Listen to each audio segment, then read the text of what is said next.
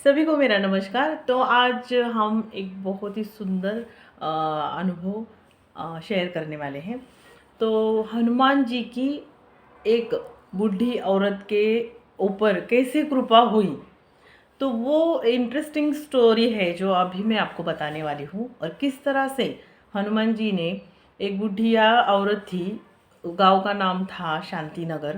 तो शांति नगर में एक बुजुर्ग महिला, जो जिसका उसको बेटा संभालता नहीं था, ठीक है। लेकिन उसकी जो प्रबल जो विश्वास था उसका, जो हनुमान जी की जो वो आराधना करती थी, स्मरण करती थी।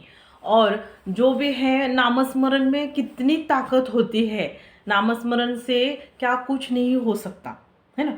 तो परीक्षा से लेके कहानी के अंत तक पूरे बने रहिए, क्योंकि जो भी है मैं आपके साथ अनुभव शेयर कर रही हूँ। बहुत ही सुंदर, हनुमान जी की आराधना करने से क्या कुछ हो, मतलब हो सकता है इंसान के जीवन में बदलाव, है ना। जैसे बोला जाता है कि हनुमान जी की अगर आप आराधना करते हैं तो उस व्यक्ति पे शनि जी का भी आशीर्वाद बनाए रहता है। क्योंकि जैसे कि ऐसा बोला गया है, हनुमान जी हमारे देखो बाल रूप में थे तो कितने सुंदर थे ना, है ना। उनका रूप इतना सुंदर था, कितने चंचल थे, है ना।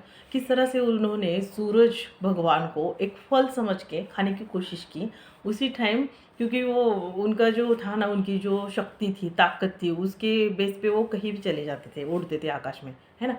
तो इस तरह से उस टाइम उनकी बुद्धि, मतलब ये कर दी, उनकी जो भी थी शक्तियाँ सारी छीन ली थी, है ना। तो उसके बाद अब उनका जो बाल रूप है, जो चंचलता है, उनकी कहानियाँ हमने शुरू से सुनी है, आप सभी को लोगों को पता ही होगा, है ना।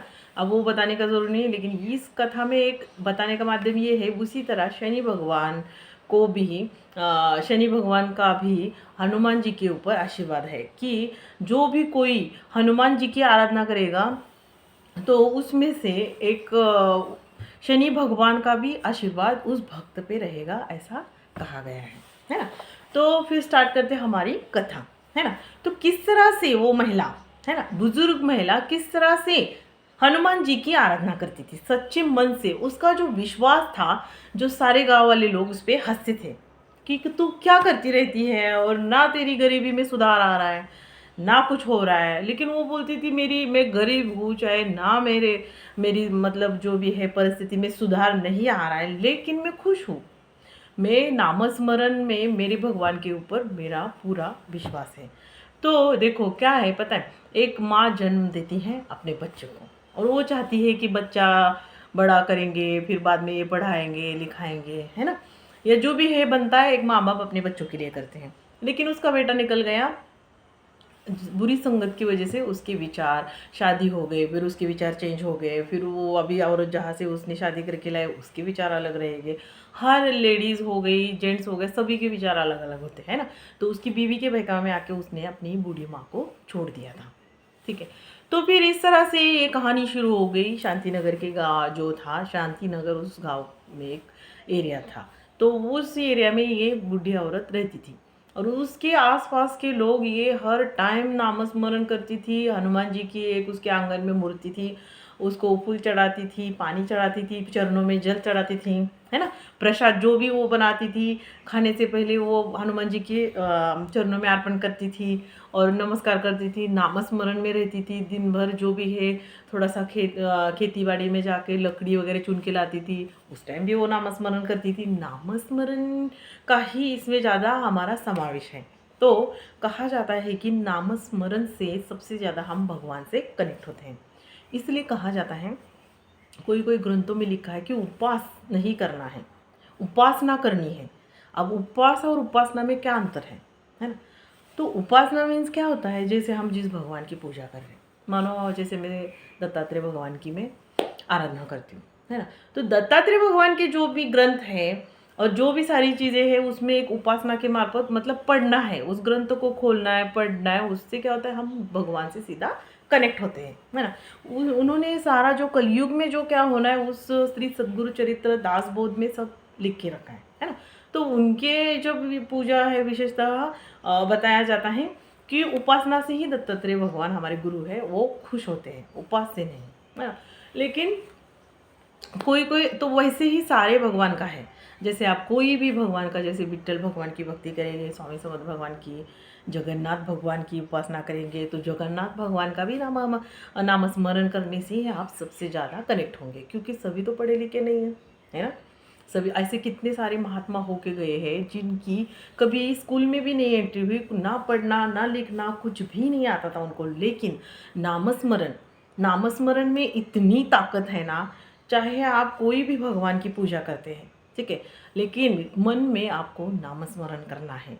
कंटिन्यूसली नामस्मरण अगर करेंगे तो आपका दिन या आपके दिन बदल जाएंगे, बुरे दिन जो है वो सारे चले जाएंगे और अच्छे दिन आ जाएंगे। आपके आसपास जो लोग हैं वो सारे अच्छे रहेंगे आपके, है ना, और आपके विचार चेंज हो जाएंगे। वैसे ही उसका भी था, ठीक है। बहुत सारे लोग उसी को वो हंसते थे कि हनुमान जी की पूजा करती है, ऐसे वैसे तुझे क्या मिला, तुझे कुछ नहीं मिलता, और जो भी खाने के लिए भी कुछ नहीं रहता वो प्रसाद में रख देती थी। फिर वो प्रसाद जैसे गाय भैंस को, मतलब गाय वगैरह होती है ना, गाय को या कोई भी जैसे कुत्ता वगैरह जो भी उसके पास आसपास जो पशु पक्षी थे ना, उनको खिला देती थी। खुद भूखी रहती थी, मिला तो मिला नहीं तो ऐसा था। तो उसकी जो आराधना से प्रसन्न होके एक दिन सपने में उनके हनुमान जी आए और बोले कि अब तेरी काया पलटेगी, है ना। तो उसी दिन के बाद दूसरे दिन जब वो उठी, सपने में वो आया था, उसे लगा साक्षात मतलब उसको दर्शन दिए हनुमान जी ने, और फिर पूरी काया ऐसी पलटी, ऐसी कृपा हो गई उस बुजुर्ग महिला पे। हाँ, वो क्योंकि दिन भर व्रत पूजा पाठ सारे में रहती थी, वो कंटिन्यूसली वो अपना नामस्मरण। ऐसा नहीं कि आज इस भगवान का नामस्मरण फिर उस भगवान का, आप कहीं भी देख लेना, एक ही नामस्मरण एक ही भगवान का करना चाहिए, तभी आपको प्रचिति मिलती है। प्रचिति मीन्स क्या होता है, आपको जो भी है आपकी इच्छा है, जो भी है आपका सारी जीवन में आपको, जब आप जीवन शैली में आप मतलब जीते हैं, जो उस टाइम जो आपको आते हैं संकट, उसमें मतलब भिड़ने के लिए या चाहे जो भी है आपको सामना करने के लिए। जैसे उस बुजुर्ग महिला को सारे नाम रखते थे, क्या नाम स्मरण में लगी रहती, बेटी ने छोड़ दिया, बहू ने नहीं संभाला, ऐसे वैसे बहुत कुछ बोलते थे, और भी बहुत सारी चीज़ें बोलते थे उसको, लेकिन उसने हार नहीं मानी। बोली मेरे नसीब का, मेरे कर्म का जो होगा जो होगा, मेरे को कोई ज़रूरत नहीं किसी को, मेरा भगवान मेरे साथ है। तो इस तरह से फिर उसको कि नहीं एक बहुत ही सुंदर एक ये था उसके जीवन में, मतलब बदलाव होने लगा। हाँ, धीरे धीरे फिर उसको काम काज या धीरे धीरे जो होता है ना, एक अनाथालय था, उसमें सिर्फ भगवान के मंदिर की पूजा करने के लिए उसको रखा गया, फ्री में खाना सारी चीज़ें उसको अवेलेबल हो गई, है ना। तो धीरे धीरे उसका मन उसी में लगने लगा, है ना। तो इस तरह से ऐसी कृपा हो गई, फिर उसने जो भी उसकी इनकम होने लगी वहाँ पे, और भी आश्रम में बहुत सारे काम थे वो सच्चे मन से करने लगी, तो उसको उसकी भी पेमेंट मिली। धीरे धीरे धीरे धीरे ऐसा उसने मतलब इसका जीवन पूरा चेंज हो गया, है ना।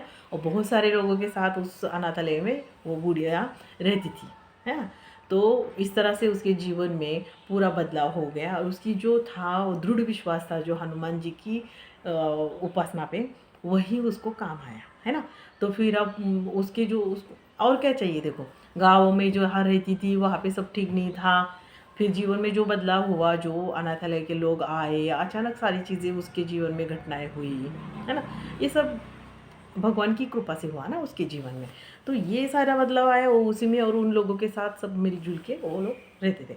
जहाँ एक संस्था थी, तो वहाँ पे जो बुज़ुर्ग महिलाएं होती है जिनको बच्चे लड़के लोग संभालते नहीं, उनके बच्चे नहीं संभालते हैं, छोड़ देते हैं, तो उस संस्था ने उनको लेके गया। वो सर्वे करते थे गांव गांव में जाके, हर एक गांव में जाके कि कोई है क्या ऐसी बुज़ुर्ग लोग जो मतलब काम भी नहीं कर सकते हैं और जिनको उनके बच्चे नहीं संभालते।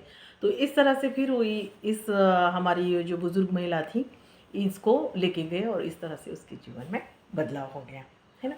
तो इस तरह से जैसे हनुमान जी की कृपा उस महिला पे हुई, वैसे ही आप पे और हमारे ऊपर हो, और इस तरह से इस स्टोरी का अंत हम ख़त्म करते। तो कैसी लगी ये इंटरेस्टिंग कथा।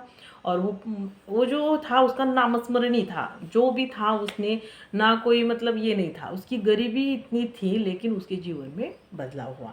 दृढ़ जो हमारा निश्चय, जो भी एक विश्वास होता है ना भगवान के ऊपर हो, किसी पे इंसान पे विश्वास रखते हैं तो हमारा विश्वासघात हो जाए, लेकिन अगर इंसान कोई भगवान के साथ अगर विश्वास रखता है तो उसका पूरे दिन चेंज हो जाते हैं, है ना। क्योंकि उन्होंने हमें जन्म दिया है, तो फिर हमारा जो भी है भला बुरा वही करेंगे हमारे लिए, जो अच्छा है और जो बुरा है सारी चीज़ें, मतलब बुरा तो भगवान नहीं करेंगे, सॉरी गलती से निकल गया, लेकिन सारी चीज़ें हमारे भगवान ही जो है हमारे साथ सब कुछ अच्छा करते हैं, है ना। तो इस तरह से जो भी है नामस्मरण का क्या महत्व है, इस कहानी का अंत यही है कि नामस्मरण, चाहे आप कोई भी भगवान का आप ध्यान करते, पूजा करते, भक्ति करते, सिर्फ नामस्मरण एक ही भगवान का करेंगे ना, तो आपको ज़रूर, मतलब जो सारी चीज़ें हैं आपके जीवन में चाहिए, जो नहीं चाहिए, वो भी सब कुछ सही कर देंगे भगवान। तो यह थी हमारी कहानी, और कैसी लगी ज़रूर बताना। इसी के साथ ये वीडियो हम यहाँ पे एंड करते हैं। अगर चैनल पे आप नए हैं तो चैनल को ज़रूर सब्सक्राइब करना। इसी के साथ फिर अगली स्टोरी के साथ हम नया वीडियो लेके आएंगे।